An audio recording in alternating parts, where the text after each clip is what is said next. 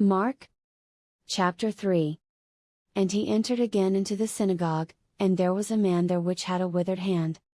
And they watched him, whether he would heal him on the Sabbath day, that they might accuse him. And he saith unto the man which had the withered hand, Stand forth. And he saith unto them, Is it lawful to do good on the Sabbath days, or to do evil? To save life, or to kill? But they held their peace. And when he had looked round about on them with anger, being grieved for the hardness of their hearts, he saith unto the man, Stretch forth thine hand. And he stretched it out, and his hand was restored whole as the other. And the Pharisees went forth, and straightway took counsel with the Herodians against him, how they might destroy him.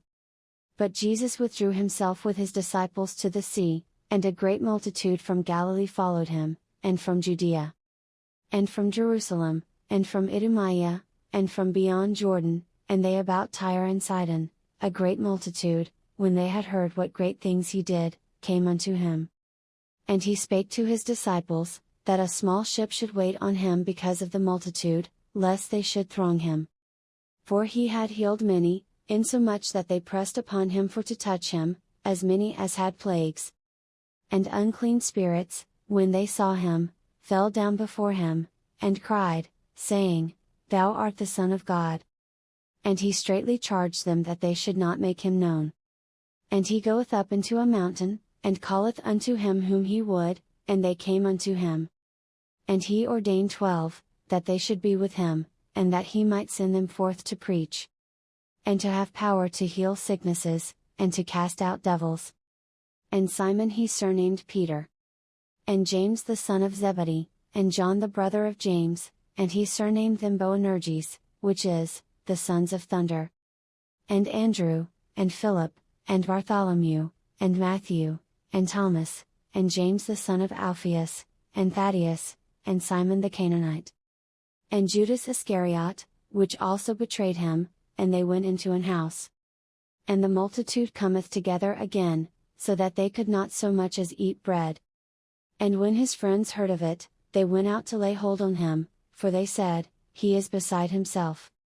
And the scribes which came down from Jerusalem said, He hath Beelzebub, and by the prince of the devils casteth he out devils. And he called them unto him, and said unto them in parables, How can Satan cast out Satan? And if a kingdom be divided against itself, that kingdom cannot stand. And if a house be divided against itself, that house cannot stand. And if Satan rise up against himself, and be divided, he cannot stand, but hath an end. No man can enter into a strong man's house, and spoil his goods, except he will first bind the strong man, and then he will spoil his house. Verily I say unto you, all sins shall be forgiven unto the sons of men, and blasphemies wherewithsoever they shall blaspheme. But he that shall blaspheme against the Holy Ghost hath never forgiveness, but is in danger of eternal damnation. Because they said, He hath an unclean spirit. There came then his brethren and his mother, and, standing without, sent unto him, calling him. And the multitude sat about him, and they said unto him, Behold, thy mother and thy brethren without seek for thee. And he answered them, saying, Who is my mother, or my brethren? And he looked round about on them which sat about him, and said, Behold my mother and my brethren. For whosoever shall do the will of God, the same is my brother, and my sister, and mother.